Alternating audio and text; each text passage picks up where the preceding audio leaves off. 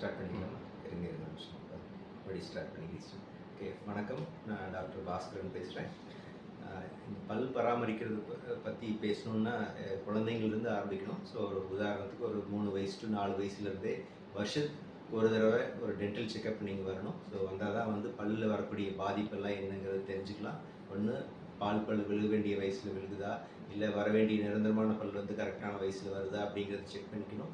அதே மாதிரி பல்லில் வரக்கூடிய ஆரம்ப நிலையில் இருக்கிற சொத்தையெல்லாம் நீங்கள் வந்து இனி வலி வர்றதுக்கு முன்னாடியே நீங்கள் ட்ரீட்மெண்ட் செஞ்சுட்டா குழந்தைங்களுக்கு எந்த விதமான சிரமம் இல்லாமல் இருக்கும். ஸோ அதே மாதிரி தான் பெரியவங்களுக்கும் வந்து வருஷத்துக்கு ஒரு தடவை தவறாமல் பல் பராமரிப்புக்காக வந்து டாக்டரை செக் பண்ணணும்.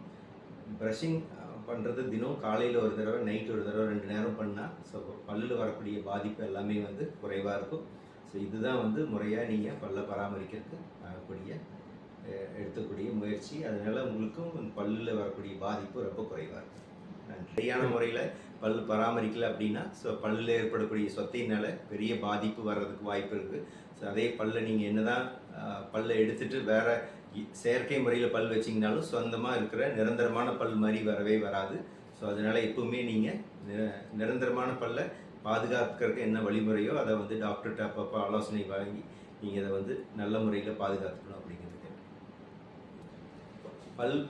பல் சீரமைக்கிறது அப்படிங்கிறது ரொம்ப முக்கியமானது. ஏன்னா பல் வரிசையாக இருந்தால் தான் நீங்கள் ப்ரஷ் பண்ணும்போது இருக்கிற வாய்க்குள்ள இருக்கிற எல்லா இடத்துலையும் இருக்கிற அழுக்கெல்லாம் வந்து ப்ரஷ்ஷில் க்ளீன் பண்ண முடியும். ஸோ இதே பல் வரிசையாக இல்லாமல் கோணல் மாணலாக இருந்துச்சு அப்படின்னா ஸோ அதை நீங்கள் சரிவர கவனிக்க முடியாது. அது பராமரிக்கலை அப்படின்னாலே பல்லில் வரக்கூடிய பாதிப்புகள் எல்லாம் தொடர்ந்து வந்துக்கிட்டே இருக்கும். ஸோ அதனால் பல் சீரமைப்பு அப்படிங்கிறது குழந்தைங்களுக்கு நீங்கள் வருஷத்துக்கு ஒரு தடவை கூட்டிகிட்டு வந்து காமிக்கும்போது நாங்கள் எந்த வருஷம் ஸ்டார்ட் பண்ணலாம் அப்படிங்கிறது நீங்கள் தெரிஞ்சு அதுக்கு தகுந்த மாதிரி ட்ரீட்மெண்ட் செஞ்சிட்டோம் அப்படின்னா ஸோ அது வந்து நிரந்தரமாகவே பின்னால் எந்த விதமான பாதிப்பும் பல்லில் வர்றதுக்கு இல்லாமல் இருக்கும். ஸோ அதே மாதிரி பல் சரியாக நீங்கள் பராமரிக்கலை அப்படின்னா சரியான முறையில் உணவு நீங்கள் எடுக்க முடியாது. அதனால என்ன ஆகும்னா உங்களுக்கு ஜீரண ப்ராப்ளம்ஸ் எல்லாம் வர ஆரம்பிக்கும். ரெண்டாவது அதனால சரியான சத்தான உணவு இல்லாதனால சர்க்கரை வியாதிகள் எல்லாமே வர்றதுக்கான வாய்ப்பு அதிகம். ஸோ நீங்கள் என்றைக்குமே பல்லுங்கிறது ஒரு உடலுக்கு தேவையான அனைத்து சத்துக்களையும் கொடுக்கக்கூடிய உணவுப் பொருள் எடுக்கிறதுக்கு மென்று சாப்பிட்றதுக்கு ரொம்ப முக்கியமானது. ஸோ அந்த பல்லை நீங்கள் எந்த அளவுக்கு நல்ல முறையில் பராமரித்து வச்சுருக்கீங்களோ ஸோ அந்த அளவுக்கு உங்களுக்கு வரக்கூடிய எல்லா வியாதிகளுமே வந்து குறைவாக இருக்கும். ஸோ நீங்கள் பல்லை சரி பண்ணாமல் நீங்கள் என்ன தான் மற்ற வியாதிக்கு மாத்திரை மருந்து சாப்பிட்டீங்கனாலும் ஸோ உங்களுக்கு அதை நிரந்தரமாக நீங்கள் சரி பண்ண முடியாமல் போயிடும். அதனால் பல்லை நீங்கள் நல்ல முறையில் பாதுகாத்து வச்சுக்கோங்க.